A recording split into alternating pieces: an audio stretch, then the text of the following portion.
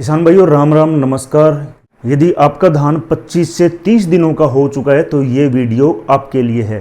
तो किसान भाइयों आज इस वीडियो में मैं आपको एक ऐसी स्प्रे बताने जा रहा हूं जो आपके धान के अंदर बहुत ज़्यादा बढ़वार करवा देगा, जो आपके धान को हरा भरा करेगा और फटारे के अंदर भी बहुत ज़्यादा मदद करेगा। तो किसान भाइयों जो मैं आज आपको स्प्रे बताने जा रहा हूं ध्यान से सुनो, और अपने को जब अपना धान 25 दिन का हो जाए तो हमें ये स्प्रे अपने धान के ऊपर लाजमी करना है। तो किसान भाइयों जो स्प्रे हमें करनी है वो 4 चीज़ों की हमें स्प्रे करनी है।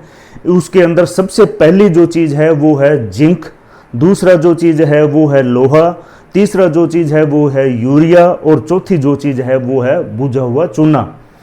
तो उसकी कितनी मात्रा लेनी है कि पर लीटर पानी के हिसाब से कितनी मात्रा लेनी है या प्रति एकड़ के हिसाब से कितनी मात्रा लेनी है, तो वो दोनों चीज़ों के बारे में मैं आपको बताने जा रहा हूं। और यदि ये स्प्रे आपने कर लिया तो आपके धान की फसल हरी भरी हो जाएगी। आपके धान की फसल यदि रुकी हुई है तो वो चलनी शुरू हो जाएगी। सबसे पहले मैं बात करूंगा कि प्रति लीटर पानी के लिए अपने को कितनी कितनी मात्रा लेनी है। तो जिंक हमें 33% लेना है, जिसकी हमें 4 ग्राम प्रति लीटर पानी के हिसाब से प्रयोग करना है। हमें फेरस सल्फेट 19% जो आता है वो 6 ग्राम प्रति लीटर पानी के हिसाब से प्रयोग करना है। तीसरी जो चीज़ है वो है यूरिया, यानी कि 10 ग्राम प्रति लीटर पानी के हिसाब से अपने को प्रयोग करना है।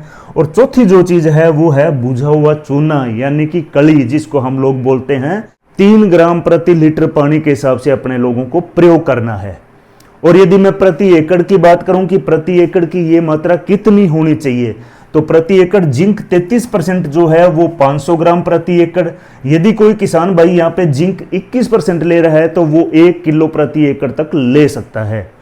अब आगे फेरस सल्फेट 19%, अपने को 750 ग्राम प्रति एकड़ की डोज के हिसाब से यूरिया हमें 1 किलो लेना है। और बुझा हुआ चूना हमें 400 ग्राम प्रति एकड़ के हिसाब से हमें लेना है। और ये जब चीज़ें हम लोग लेके आ जाएं तो हमें स्प्रे इनकी किस हिसाब से करनी है।